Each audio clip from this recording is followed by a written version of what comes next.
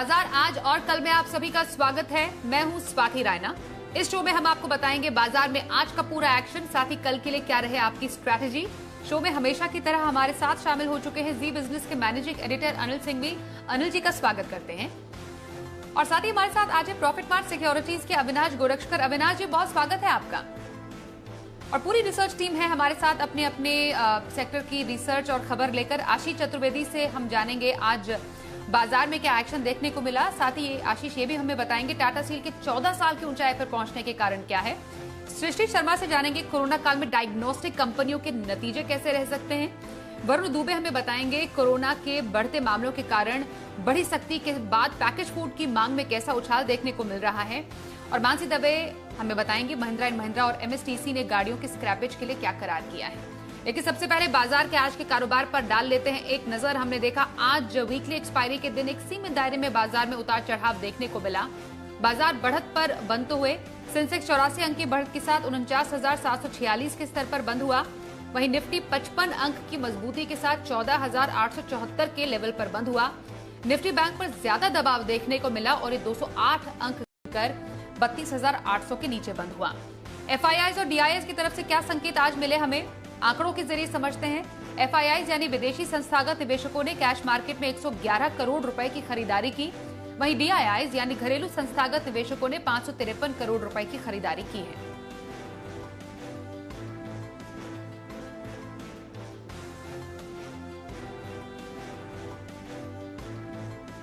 और आइए अब एडिटर्स टेक में अनिल जी से समझते हैं कि बाजार में जो आज ये उतार चढ़ाव देखने को मिला वो किन वजहों से है और इससे संकेत क्या मिलते हैं। वायदा कारोबार के हफ्ते की एक्सपायरी के दिन भारतीय बाजारों ने बेहद दमदार शुरुआत की। हालांकि ग्लोबल संकेत उतने मजबूती के थे नहीं, लेकिन पिछले 2 दिनों की रिकवरी बाजार के बड़ी काम आई और साथ ही एफआईआईज की तरफ से लौटती हुई खरीदारी और शॉर्ट कवरिंग और साथ ही घरेलू फंड ने भी जो बिकवाली से हाथ रोका है उसका फायदा आज सुबह सुबह मिला। पहले हाफ में बाजार खुले मजबूती के साथ और उसके बाद और बढ़त बनाते हुए नजर आए और 15,000 के बेहद करीब पहुंचा निफ्टी। ये तो आखिरी 1 घंटा थोड़ा सा मुश्किल भरा रहा, जहां प्रॉफिट बुकिंग आती दिखी अच्छी तेजी के बाद और बाजार 14,900 के थोड़ा सा नीचे निफ्टी पर बंद होता हुआ दिखा। लेकिन दबाव दिखा कल की शानदार तेजी के बाद बैंकिंग शेयरों पर। आज फिर से 33,300 के लेवल तक बैंक निफ्टी पहुंचा जरूर, लेकिन वहां से टिक नहीं पाया और वहां से अच्छी खासी कमजोरी के साथ नीचे आता हुआ नजर आया और 32,800 के आसपास उससे हल्की नीचे क्लोजिंग होती दिखे। लेकिन इंडेक्स के बाहर बाजार में भरपूर एक्शन था। मेटल शेयरों में आग लगी हुई है, जबरदस्त तेजी है। सीमेंट चल रहा है, केमिकल्स चल रहे हैं, फार्मा, आईटी, आप जो नाम लें, जबरदस्त तेजी के साथ कई सारे स्टॉक्स, कई सारे सेक्टर्स तेजी में हैं। Mid cap small cap share भरपूर एक्शन में है और वहां पर अब भी ट्रेडर्स का रुझान बना हुआ है। तो भले ही इंडेक्स थोड़ा बहुत कम ज़्यादा भी बढ़े तब भी कोई फर्क नहीं पड़ता। ग्लोबल मार्केट्स में सुस्ती है, कोरोना के मामले बढ़कर आते हुए दिख रहे हैं। एफआईआईज घरेलू फंड्स की खरीदारी है लेकिन बहुत ही मामूली, तब भी बाजारों ने अच्छी खासी तेजी और दम दिखाया। तो पहले हाफ में शॉर्ट कवरिंग के दम पर काफ़ी ऊपर गए, सेकंड हाफ में हल्की फुल्की प्रॉफिट बुकिंग और फाइनली क्लोजिंग निफ्टी पर हरे निशान में, बैंक निफ्टी में लाल निशान में होती हुई दिखी। लेकिन मूड माहौल बाजार में काफ़ी पॉजिटिव बनता हुआ दिख रहा है, जिस तरह से पिछले 2-3 ट्रेडिंग सेशन में शानदार रिकवरी और चौतरफा खरीदारी बाजार में लौटी है। अब समझना जरूरी है कि कल बाजार पर क्या स्ट्रैटेजी रखें और बाजार को संकेत कहां से मिलेंगे। अनिल जी से फिर बात करेंगे, लेकिन उससे पहले आज कहां सबसे ज्यादा एक्शन देखने को मिला समझते हैं पूरी खबर और डिटेल में हमारे सहयोगी आशीष चतुर्वेदी से। बताइए। देखिए, इंटरेस्टिंग सेशन रहा, अच्छी तेजी के साथ बाजार में शुरुआत हुई। निफ्टी में अगर आप देखें तो दिन के दौरान बढ़िया तेजी रही, 15,000 के आंकड़े से महज 16 अंक दूर रह गया। लेकिन आज की तेजी में निफ्टी बैंक ने बिल्कुल पार्टिसिपेट नहीं किया। सेंसेक्स की बात की जाए तो मामूली बढ़त के साथ क्लोजिंग देखने को मिली, लेकिन जो स्मॉल कैप है, मिड कैप है, यहां से बढ़िया पार्टिसिपेशन देखने को मिल रहा है। चलिए सबसे पहले वो स्टॉक बता देते हैं जो हमने आपको जी बिजनेस पर बताया। देखिए, सुमित जी ने आपको बताया अशोक लेलैंड, दिन के दौरान बढ़िया ब्रेकआउट यहां पर देखने को मिला। सच्चिदानंद जी ने आइडेंटिफाई किया दीपक फर्टिलाइजर, बढ़िया तेजी यहां पर देखने को मिली। बलरामपुर चीनी आपको बताया गया था, राकेश कुणाल चार्ट कॉर्नर में और बीएचईएल आपको बताया था सुमित जी ने। लेकिन सेक्टर स्पेसिफिक में अगर आप देखें ना तो मेटल स्टॉक्स लगातार आउट परफॉर्म कर रहे हैं पूरे बाजार को, कंटिन्यूस तेजी यहां पर देखने को मिल रही है। आज के सत्र में भी अगर आप देखें तो सेल है, Kalyani steel, Tata steel, JSW steel में बढ़िया तेजी देखने को मिली। इसके अलावा जो अन्य मेटल स्टॉक्स हैं, मिसाल के तौर पर हिंदुस्तान जिंक, हिंदुस्तान कॉपर, बढ़िया तेजी यहां पर देखने को मिली। नतीजों से पहले आईटी स्टॉक्स में मोमेंटम तेज हो रहा है। ई क्लर्क्स, ओरेकल फाइनेंस 4-5% तक के मूव यहां पर देखने को मिले।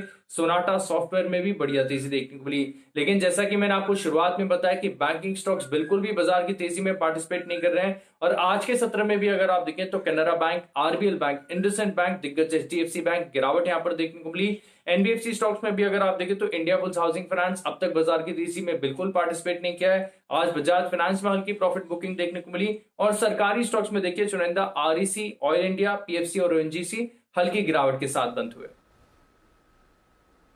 तो ये तो हमने समझ लिया सेक्टर स्पेसिफिक आज कैसी मूवमेंट देखने को बाजार में मिली। अब आगे बढ़ते हैं, आज के एक्सपर्ट अविनाश गोरक्षकर का रुख कर लेते हैं। अविनाश जी, जिस तरीके से कल बाजार में अच्छी तेजी थी, आज एक बार फिर उतार चढ़ाव भरा कारोबार रहा, फिलहाल स्ट्रैटेजी बाजार पर क्या रखी जाए? और दूसरा सवाल ये आपसे होगा कि हफ्ते भर की खरीदारी अगर रखनी हो तो पोजिशनल व्यू कहां पर रखी जाए?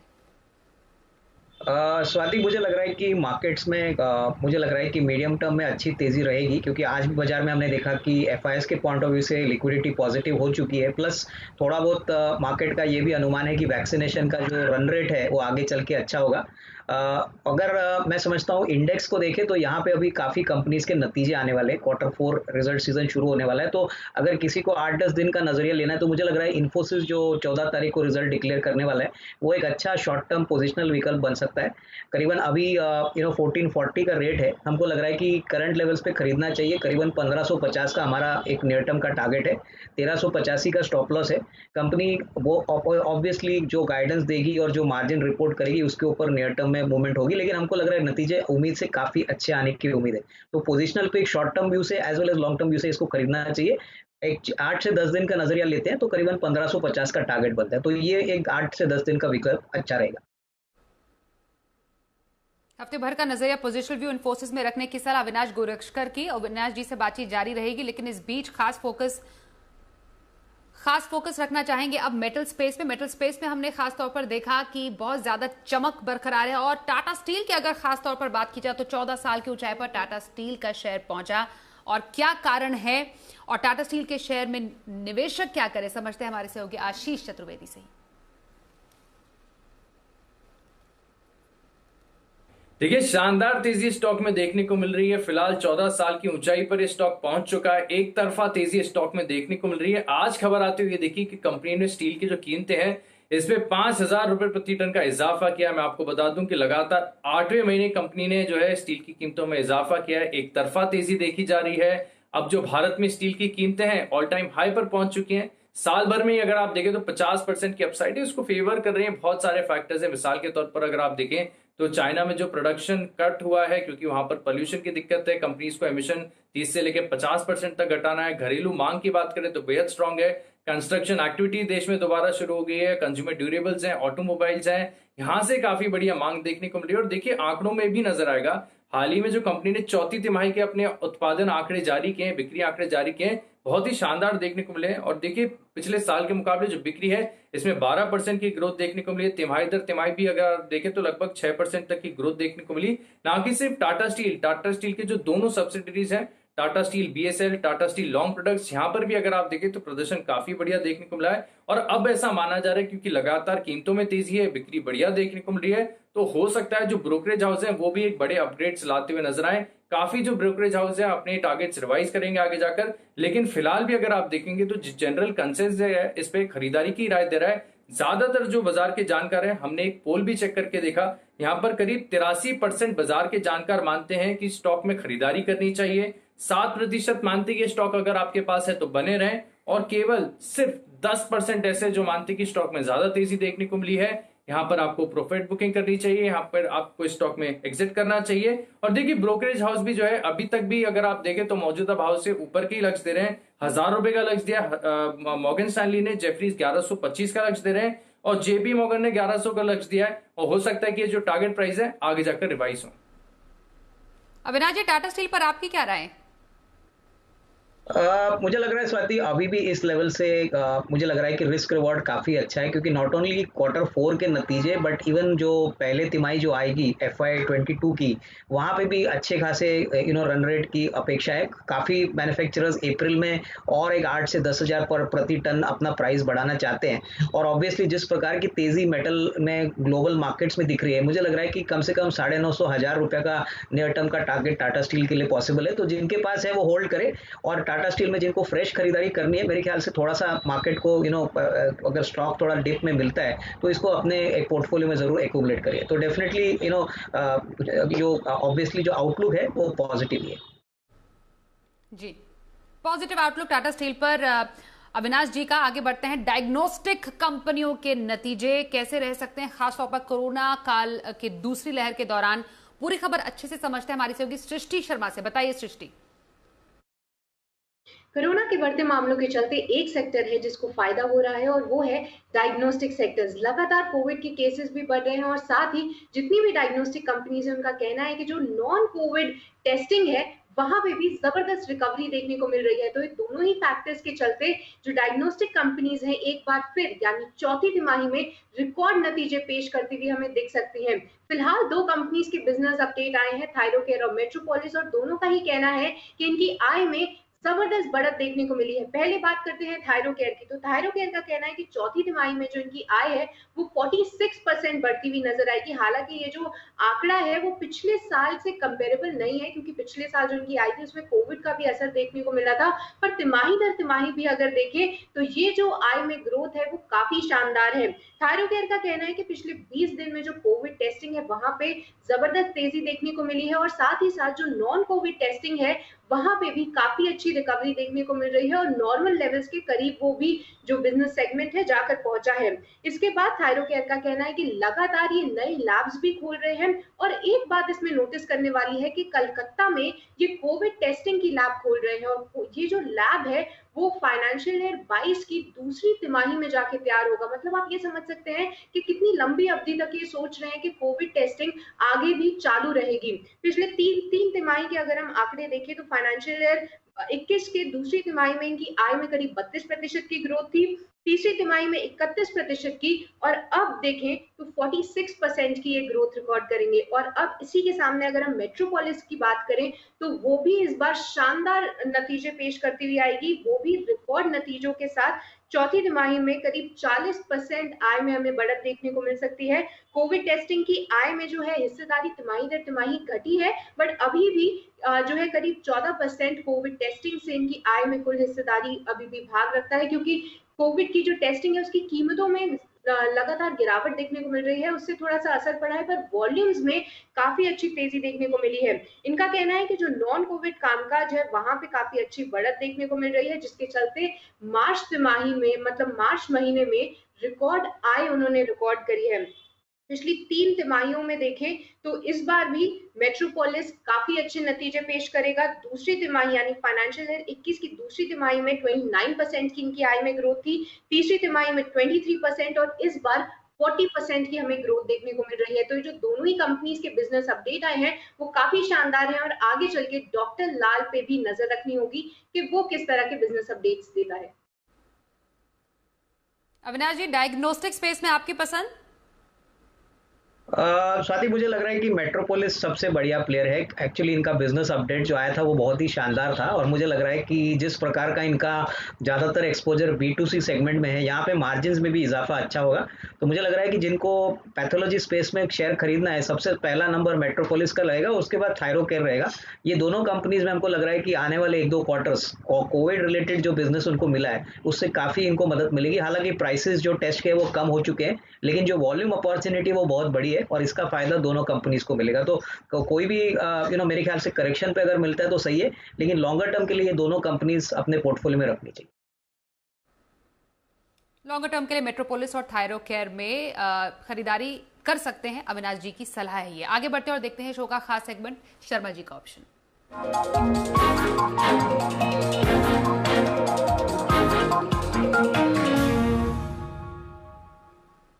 HDFC सिक्योरिटीज के वीके शर्मा से बात करते हैं। सर, बहुत स्वागत है। ऑप्शन की स्ट्रैटेजी बनाने की सलाह कहाँ होगी आपकी?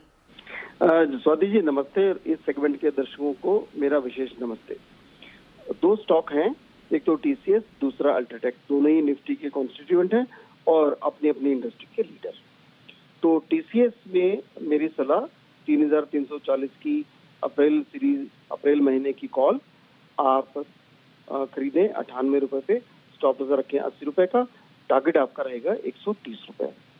दूसरी तरफ अल्ट्राटेक सीमेंट वो काफी बढ़ गया आज। तो वैसे मैंने सजेस्ट तो यही किया है कि अप्रैल सीरीज की 7000 स्ट्राइक प्राइस की कॉल आप 270 पे खरीदें और स्टॉप लॉस 230 रखें। लेकिन मेरा मानना है कि क्योंकि आज ये स्टॉक करीब 3% से ऊपर बढ़ा है, तो आप थोड़ा इंतजार भी कर सकते हैं नीचे के लेवल पर। तो हो सकता है आप 270 की बजाय आप 250 पे ही इसको लें, पर स्टॉप लॉस में कोई कमी नहीं, वो वहीं का वहीं रहेगा 230 रुपए पे। टारगेट आपका रहेगा 325। ध्यान रखिए, आपको स्टॉप लॉस लगातार बढ़ाते जाना है और 4 या 5 दिनों से ज्यादा आप पोजीशन को होल्ड नहीं करेंगे। कल की जो पोजीशंस हैं उनमें अभी टारगेट हुआ नहीं है, लेकिन एक स्टॉक ऊपर निकल गया है तो उसमें स्टॉप लॉस ऊपर बढ़ा दीजिए अपने कॉस्ट प्राइस पे, और दूसरा स्टॉक का स्टॉप लॉस वहीं का वहीं रहने दीजिए। स्टॉप लॉस को आप आगे लेते जाइए, नीचे आपको कभी नहीं लेके जाना है। धन्यवाद, जय हिंद। आइए अब शो में समझते हैं कल बाजार पर क्या रखे स्ट्रैटेजी। सीधे अनिल जी के पास जाते हैं और ये समझते हैं कल बाजार के लिए अहम संकेत क्या होंगे और निफ्टी बैंक निफ्टी के अहम लेवल्स क्या होंगे। जहां तक कल के बाजारों का सवाल है, ग्लोबल संकेत बिल्कुल सुस्ती भरे।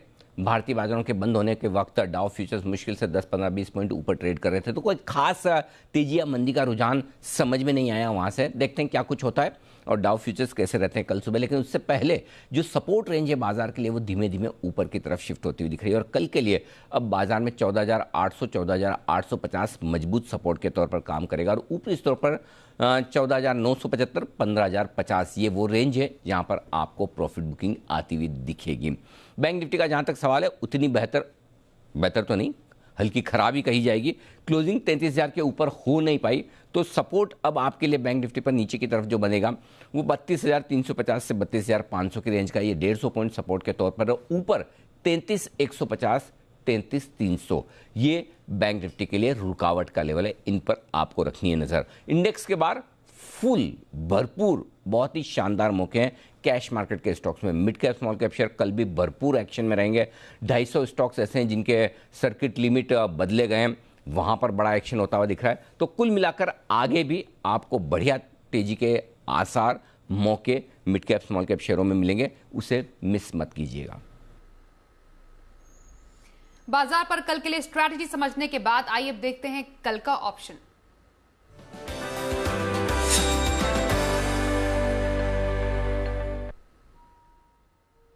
चॉइस ब्रोकिंग के सुमित बगड़िया से बात करते हैं। सुमित जी, बहुत स्वागत है आपका शो में। कल के लिए ऑप्शन स्ट्रैटेजी कहां पर रहेगी? नमस्कार स्वाति, गुड इवनिंग। देखिए, कल के लिए ऑप्शंस में मेरे पास 2 कॉल है। ओवरऑल मार्केट का रुझान लगता है पॉजिटिव साइड ही रहना चाहिए। तो पहला ऑप्शन है टाइटन में 1580 का कॉल लेने का सलाह रहेगा 38 रुपए के आसपास। इसमें 25 रुपए का नीचे में स्टॉप लॉस लगाना है और टाइटन यहाँ से लगता है ऊपर का मूव दिखा सकता है। तो 1580 के कॉल का टारगेट होगा 50 रुपए से लेके 60 रुपए तक का। दूसरा जो ऑप्शन है वो मेरे पास ग्रासिम है। ग्रासिम के अंदर एक तेजी देखने को मिल रही है और स्टॉक कंटिन्यूसली तेजी के ट्रेंड में चल रहा है। तो 1450 का कॉल 40-42 रुपए के आसपास लेने का सलाह रहेगा। नीचे में स्टॉप लॉस लगाना है 30 रुपए का और ग्रासिम में 1450 का ऊपर टारगेट बनेगा 55 से लेके 60 रुपए तक का। बहुत शुक्रिया सुमित जी कल के लिए ऑप्शन स्ट्रैटेजी बताने के लिए आपका। और शो के अंत में अविनाश जी आपके पास आ रहे हैं और ये जानेंगे लॉन्ग टर्म पिक कौन सी लेकर आए हैं आज आप? स्वाति, आज जो स्टॉक हमको पसंद है वो बेसिकली एक कैपिटल गुड्स कंपनी है जो बेसिकली कंस्ट्रक्शन और क्रेन्स और एग्री इक्विपमेंट में बहुत बड़ा प्लेयर है।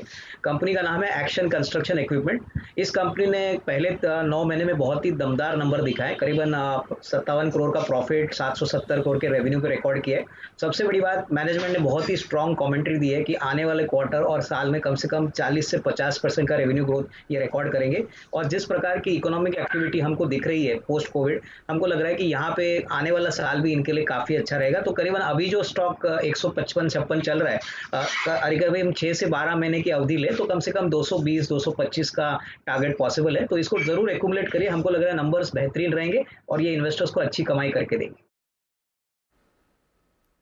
तो लंबी अवधि में एक्शन कंस्ट्रक्शन इक्विपमेंट में खरीदारी की सलाह अविनाश गोरक्षकर की। अविनाश जी, बहुत शुक्रिया आज आप हमारे साथ शो में शामिल हुए, और साथ ही तमाम सहयोगियों का भी शुक्रिया हम तक एक्सक्लूसिव खबर और रिसर्च पहुंचाने के लिए।